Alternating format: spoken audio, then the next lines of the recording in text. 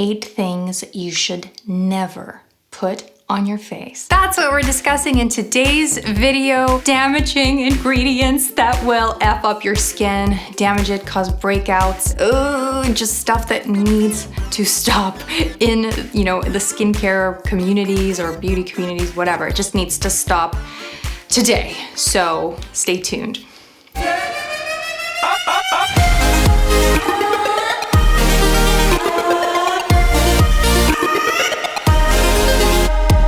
Welcome back to my channel. I'm Olena of olenaballet.com, and I help you get clear skin without diets, pills, and dumb shit. So this dumb shit I'm gonna discuss in today's video. Skincare is a topic that seems to be extremely confusing to a lot of people because there is so little consensus on the internet about what is best and what is worse. And I've done so much research on this that I can confidently say that these 8 things you should never ever use on your skin because you will just, again, damage the F out of it. So do you want to know what they are? Here we go.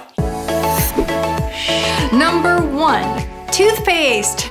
Toothpaste is a little bit of like a throwback, right? Because it used to be a popular treatment for pimples back in the day, but it kind of came into now, and there are still people in the world who spot treat using toothpaste in an attempt to dry out the pimple. There are people who will rave about this and tell you that it's a really good idea, but here's why it isn't. Toothpaste contains 2 ingredients that are actually super irritating for the skin, and they are SLS, sodium lauryl sulfate, and also menthol.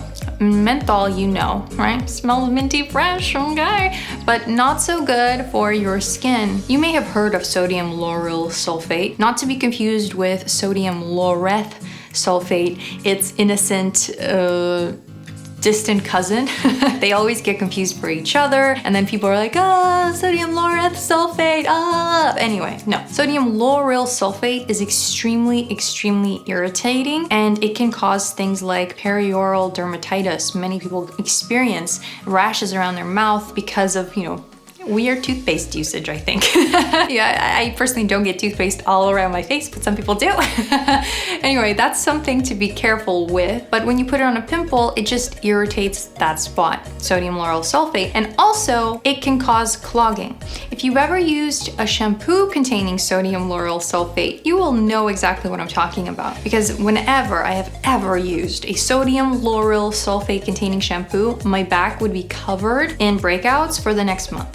Or more, because it takes up to 8 weeks for a pimple to form. But anyway, it's not beneficial for the skin, period. Menthol is, it tingles, it smells nice, but the tingling sensation is a tip-off that it is irritating. Menthol is extremely drying, irritating on the skin, and the consequence of using toothpaste on your skin can be contact dermatitis. So basically a rash induced by the toothpaste. So toothpaste does not belong on your skin. Please don't use it ever on your skin. Number 2, essential oils. This is the bane of my existence. Essential oils is the thing that I talk quite a lot about because many people in the natural skincare communities believe in essential oils as a means of treating breakouts. Often tea tree oil is used, but even so many natural skincare products contain lavender oil, lemon oil, orange oil, ylang ylang. I mean, frankincense. I can go on and on. Peppermint, which is like menthol, by the way, in terms of its effects on the skin. But the point I'm trying to make is that essential oils, and this is not a made-up thing, okay? Essential oils are cytotoxic, meaning they cause living cell death. And this is totally ignored by, of course, all the essential oil companies. Nobody talks about this, but they are cytotoxic because they're only the essence of a plant. And an essence is the fragrance. It is nothing more than that. It doesn't contain minerals or vitamins or anything beneficial for the skin. Turpentine is actually an essential oil that strips paint off of wood. That tells you the strength of essential oils and what their potential of irritation can be on your skin. And even when they're super duper over the top diluted, they are still not beneficial. And before you start about the studies that show that some essential oils are anti-inflammatory, well, those studies, if you look closely, firstly, inflame the skin really, really badly. But when you stop inflaming the skin, it gets better just with time. And then they introduced some kind of essential oil at a very, very small percentage, like 0.00 something percent. And by introducing this essential oil, their conclusion was that the inflammation went down, but inflammation goes down with time, and they never controlled for this. So this study is flawed and it cannot be replicated. It doesn't make any sense to use even such tiny, tiny quantities of it. You will never be able to dilute it to that percentage anyway by yourself. There will always be too much of that essential oil in whatever dilution or solution that you're creating with it. There is no point for the skin. It is one of the worst ingredients for skin health that results in damage over time. And again, living cell death, like I said, living cell death. And another thing I guess I want to say about essential oils is that the bottles from essential oils are actually hazardous waste. They are not allowed to be disposed of in just regular garbage, which tells you a lot about essential oils right there. You can throw out your cream into the garbage, but you can't throw out essential oils into the garbage because they are not the same category of innocence. So just because they come from plants does not mean they're beneficial. We have to know the difference. Many poisons comes from plants and, nature. So we have to really get this straight, okay? Number 3, baking soda. Ooh, so common to use baking soda to exfoliate. And you're asking me, what's wrong with that, Olena? It's neutral. Baking soda is neutral. Da, da, da, da, da. So to discuss baking soda, we have to discuss the pH scale. As you know, the pH scale ranges from 0 to 14. 7 is in the middle and 7 is neutral. But baking soda is basic, not acidic. Healthy skin, however, is acidic. It's around a 4.2 to like a 5.5. If you use alkaline things on your skin, such as baking soda or Cetaphil or Castile soap or any soap, you will alkalize your skin. And when you alkalize your skin, it becomes more prone to dryness and dehydration and transepidermal water loss, so it becomes way less plump and juicy. But also, it becomes basically an orgy playground for bacteria. They just, do it left and right and make bacteria babies and ruin your skin ultimately, right? So using alkaline things on your skin will cause a bacteria overgrowth. Sometimes it could lead to all kinds of imbalances on your skin that then result in other things. But anyway, the point is that you really want to avoid using basic things on your skin. Basic.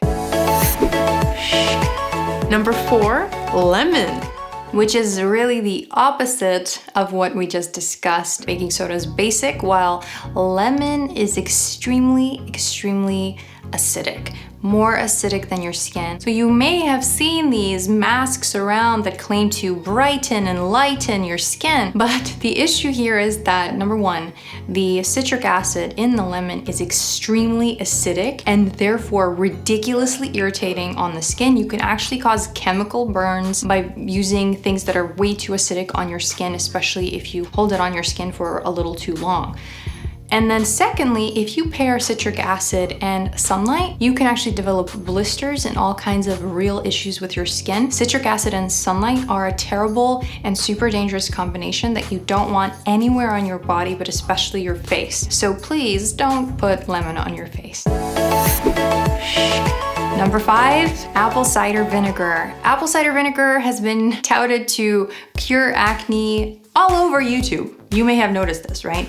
Apple cider vinegar is everywhere because it is known as like a health food. It's really nice to be taken inside. Put it in your salad dressing, but don't put it on your face because again, it is way too acidic. And people are like, but I dilute it. But you don't know what the pH is Acids are a complex science. You want an acid that is buffered at the right pH, at the right strength, so that when you apply it to your skin, it's well formulated and will do exactly what it needs to do without causing any irritation or sensitizing your skin. Because when you irritate your skin like this, you just make it more vulnerable. That's all that you're doing. You're not helping it, you're not exfoliating, you're not doing anything good for it. There are better ways, and the better ways include well-formulated products. So if you're looking for chemical exfoliants or acids and stuff like that, then I would look for ones that state their strength and state their pH. That is very, very important so that you know exactly what you're getting. Number 6, clay. Ooh, you might not have expected this one, huh? Clay, found in like every mask from Australia to the United States, everywhere. They're just everywhere, right? And so clay masks are kind of said to pull out toxins from the skin, except your skin doesn't hold toxins. So what a clay does on your skin is ultimately draw out all the moisture. Especially, you know, when the clay mask dries on your skin and becomes kind of like, well, super duper like dry. When a clay mask dries on your skin, that's it pulling out all your moisture, and that's it. It just dehydrates your skin. None of my clients, and you see the before and afters in the beginning of these videos. You can go to my site, olenaandI and check out my clients' before and afters. There was not a single clay mask or any mask used in those transformations. Masks are totally unnecessary anyway. I have an entire video just talking about that. You can watch it on this channel. But yeah, clay masks specifically are just terrible for the skin. They do nothing beneficial. They don't brighten, they don't do anything. They feel like maybe they're tightening while you have it on. That's just you losing moisture, okay? So is there any use to them? No, and I would really recommend that you do not put clay on your face. I would even avoid it in makeup. Some powders contain clay and it's always marketed towards people with oily skin, but that usually makes your skin dehydrated and feel tight throughout the day. You don't really need something like that. Instead, you can blot instead of just adding clay to your skin, right? It's a better alternative just to blot rather than buying blotting powders and adding more stuff to your skin. Hope that made sense. I hope you stop using clay on your face. Yay! Number 7, soap. Soap. And by soap, I mean like actual bars of soap, or there's liquid things like Castile soap, but things that say soap, okay? If it's a bar of soap, if it says soap on the label, it is usually alkaline, and as I said earlier, your skin is acidic, so anytime you use alkaline things on your skin, you will make it more dry and dehydrated, and also a bacteria breeding ground. So it's super, super important that you use like very gentle cleansers, and I have tons of videos. This channel might as well be like a cleanser channel. I have so many videos on cleansers that you can check out, where I make recommendations and I review amazing cleansers that are for different skin types, where you can choose what will suit you best. But no soap on your skin, okay? I had a client recently who was using charcoal soap on her skin, and she didn't understand why she was breaking out. Well, again, it makes your body a bacteria breeding ground. They're just having babies all over you, okay? The bad bacteria. And so you don't want to do that. You want to maintain the acidity of your skin, and that's why the cleansers that I recommend, they're all acidic, so that they maintain your acid mantle, your skin barrier, and not make you more vulnerable to bacteria and clogging. Number 8, oils. Oh, anyone who follows me knows how I feel about oils. Oils are disastrous for acne-prone skin, but they're not very useful for any skin in general.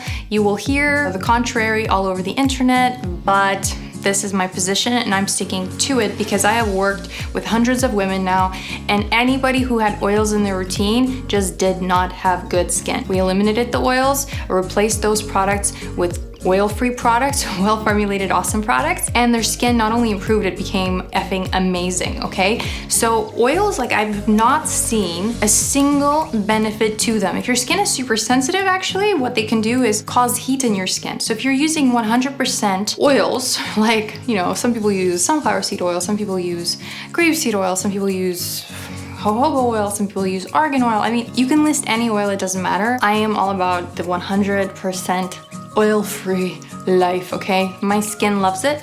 All my clients' skin loves it. And I've seen some people in the comments tell me, oh, you've tried one oil or another oil and it didn't work for you. And they were basically trying to say that it's just me that it didn't work for, but no, this is just something that skin doesn't need. Oils are not actually hydrating. People who use 100% strength oils, right? Even a few drops, like I'm not saying they slather their faces with oil, but a few drops of oil can cause like dehydration over time. Like nobody has soft hydrated skin when they just use oil to hydrate. And you can learn more about hydrating properly by watching my 3-step moisture method video. I'll link it in the cards, but oils are just not enough, right? And what I've seen is people get rougher and drier and bumpier skin that then becomes more prone to clogging as you consistently use these oils. Any oils, once again, any oils. But there is a caveat. If your skin is extremely, extremely dry, then you might be a candidate for a little bit of oil in your moisturizer, but like it would be a constituent in the ingredients list. It would not be the first ingredient or the main ingredient, right? So a little bit of, say, squalane, that could be a nice addition, like, but inside of a moisturizer, not as the primary or only ingredient. So again, this is only useful for those who have the driest skin, but using the 3-step moisture method or even a 4-step moisture method, which I'll do a video on, so don't you worry. I'm gonna talk about how to get really, really plump skin, even if your skin is like desert dry. Okay, that's coming up soon. But if you have any other questions about this stuff, please write in the comments below. I'd love to hear from you. So I hope these 8 things don't make it onto your skin ever again, and I promise you your skin will thank you. It will improve. If any of these things are inside your skincare routine right now or are part of your like skincare practices, please, please, please stop it right now. Please stop it. Put the oils down. Put the apple cider vinegar down. Put the toothpaste down. There is a way to get clear skin that involves well-formulated, gentle products, some very strategic actives, the 3-step moisture method, as you know, sunscreen, but never in those products do you need these 8 ingredients. You can really go without them. Seriously. Seriously! So to recap, the 8 things that you should never put on your face are toothpaste, essential oils, baking soda, lemon, apple cider vinegar, clay, soap, and oils. If you like this video, please give me a thumbs up and don't forget to subscribe to this channel for more videos like this one. And if you have any video suggestions or ideas, then post them below in the comments and I read all the comments, so I will get to them. So thank you so much for watching. I will see you in the next video. This was Olena of olenaballet.com.